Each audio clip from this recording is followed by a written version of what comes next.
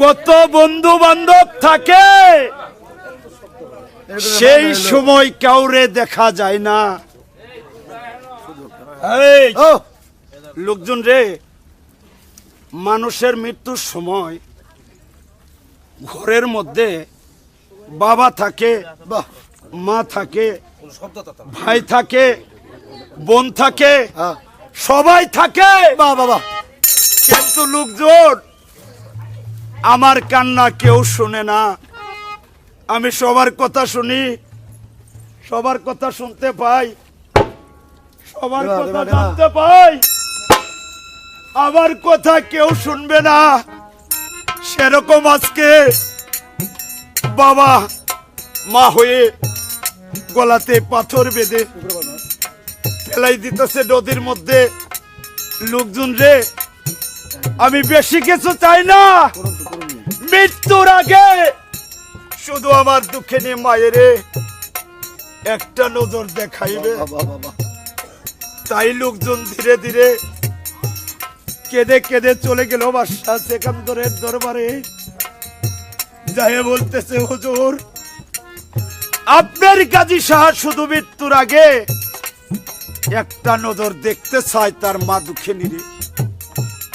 সেই দিন বাদশাহ সেকান্দর বলেছিল, লোকজন, আমি দুষ্ট ছেলেরে তার মায়ের দেখতে অনুমতি দিব না। কথাটা শুনে লোকজন মুখটা মলিন করে ধীরে ধীরে নদীর কিনারে যাইতেছে। এমন সময়কালে গাজী দেখে বলতেছে, লোকজন, লোকজন রে, আমার আম্মা কি আসতেছে? আসবে না? না না, যদি মায়ে আজকে আমার মৃত্যুর সময় না দেখতে আসে, কেন মায়ে 10 মাস 10টা দিন গর্ভে রেখেছিল, থনের দুধ খাওয়াই আমারে বাঁচাইছিল। লোকজন রে, তবু আমি মায়ের জন্য দোয়া করি যেন আমার মা সুখে থাকে। তাই সেদিন গাজী কি কর, সুখে থাকো সুখে হইও গো,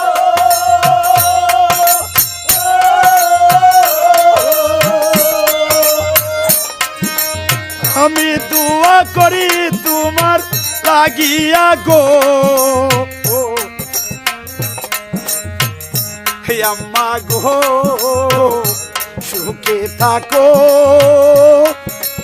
ও ও কামনা কো, ও পুরি গো, সুখে থাকো, এই কামনা করি গো। মায়ের মতো দরদি কেউ নাই গো,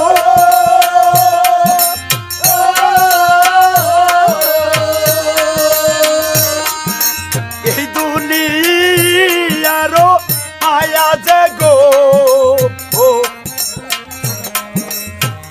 হে আল্লাহ গো, সুখে রাইকো। ও ও এই কামনা কো, ও পুরি গো, সুখে রাখো, এই কামনা করি গো। গাজী বলতেছে, লোকজন, তবু আমি দোয়া করি মায়ের জন্য, মা যেন আমার সুখে থাকে, মা যেন আমার শান্তিতে থাকে। আমি মৃত্যু হয়ে গেলেও আমার কোনো মনে দুঃখ নাই। তাই দরদিরা, এই সময় এই গাজীর গানটা অভিনয় কালে যখন অভিনয় এসে যায়, তখন কিন্তু আমারও মনের মধ্যে একটা হিট জায়গা। কেমন হিট? আমাকে ছোট থুয়ে আমার দুঃখিনী মা এই দুনিয়া ছেড়ে বিদায় হয়ে গেছেন। আমি বুঝমানের পর মায়ের দেখি নাই। আর মায়ের যে কিরকম আদর, মায়ের কিরকম যত্ন, মায়ের কিরকম স্নেহ, এটা আমার জীবনে আমি দেখি নাই। যখন আমি